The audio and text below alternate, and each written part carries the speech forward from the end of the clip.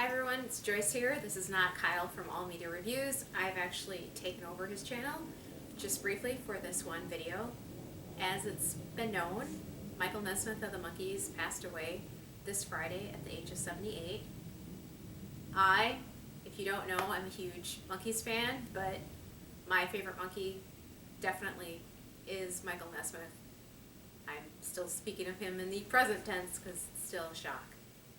So I'm going to try to make a quick video. I'm going to give you a rundown of my top 5 Nesmith songs. This is from his solo work. So here goes nothing.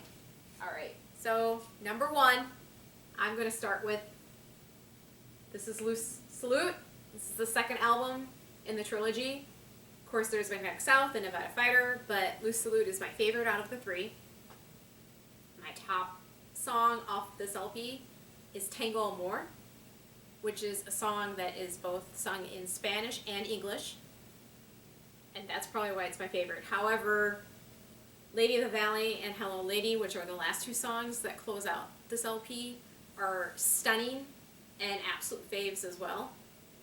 But if I had to just choose one, it would be Tango Amor, and lucky for me, I actually got to hear that live when he played at the Troubadour, which was awesome, so I'm glad that I got to experience that. Second fave, my favorite Nesmith album is Tantamount to Treason, Volume 2.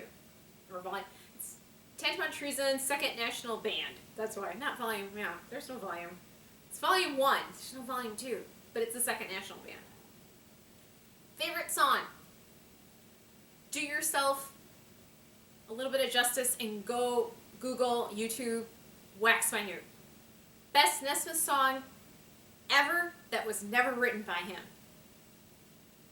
I want to say that this song was written by Starkey. I'm going to goof it up really bad here. But Red Rhodes, his pedal steel guitar playing is absolutely out of this world. As Kyle likes to say, it's pretty psychedelic. It is. And it takes you to a different stratosphere, which is what Michael Nesmith's music always did, as far as I'm concerned. But this is my top favorite album, and once again, Wax My New. Go listen to it, folks. Then, I'm going to pick an album that, you know, probably not a lot of other people do, but your standard Ranch Stash. And my favorite song on here is called Release, because it's unlike any of the other songs. There's no twangy or country-ish rock. I'd say Release is just, it's a rock song, it's a pop song. I think it could have been played on 70s radio quite easily. I don't know why it wasn't, but then again, I don't know why a lot of his music wasn't played on the radio, or why it didn't catch on. It just didn't. But he kept going, he kept making records. In between, before this album, is And the Hits Just Keep On Coming, which of course was very tongue-in-cheek because there were no hits. But he made it anyways. That was just him and Red. Simple guitars, simple pedal steel, the 2 of them. But yes, Release, to me, is just a great song. So once again, if people can track this down, take a listen. A lot of this stuff is actually on YouTube if you want to go ahead and find it. Alright, next up is From a Radio Engine to a Photon Wing. And my favorite song is the very last song on here, called The Other Room. This album was recorded in November of 1976. So at least I was alive when this album came out and was recorded. I was just barely turning, well, I was 1. Yeah, there, I'm dating myself. So I was about 1 year old. But The Other Room, I don't know how to describe it. This one is a little harder to find. I know that it has been uploaded. I know that you can find it if you search. But it's more of that somebody had uploaded the whole album, so or at least they put it in part 1 and part 2. And it's obviously the last song on part 2 if you find it on YouTube. It's just, I don't know. Lyrically, it's Nesmith true and true. I know that everyone, you know, we all call him Nez.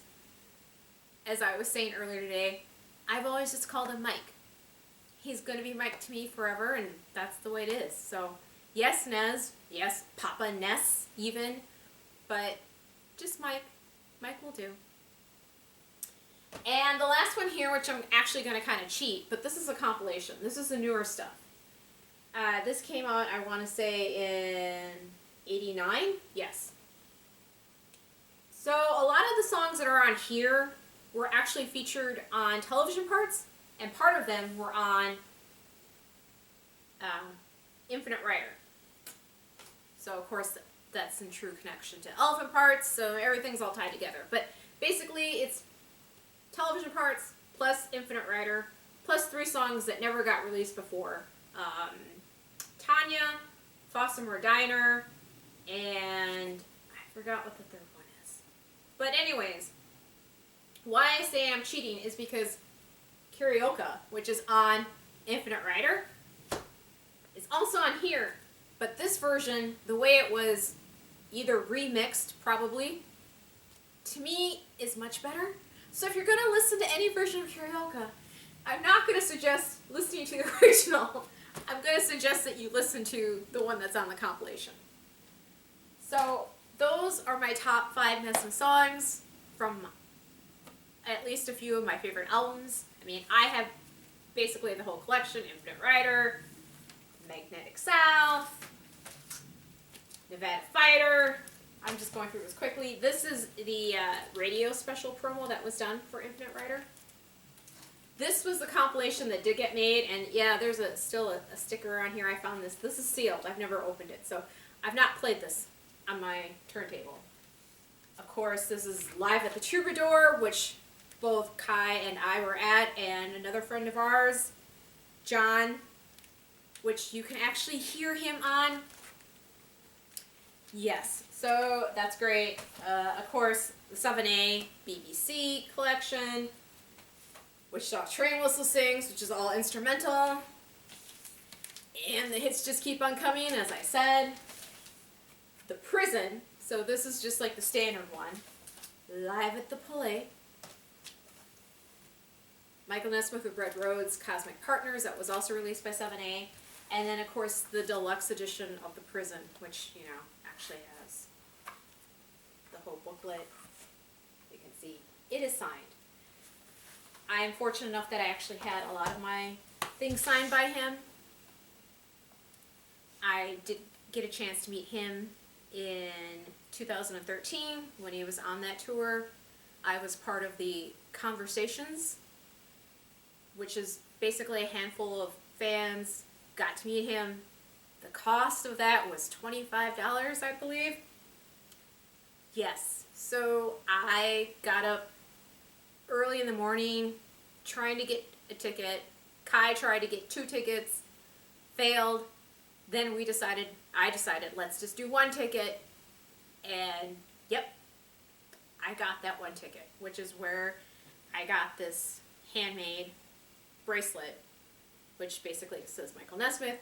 It's all silver and sparkly, just like his Jimmy Choo shoes that he had worn on the past couple tours.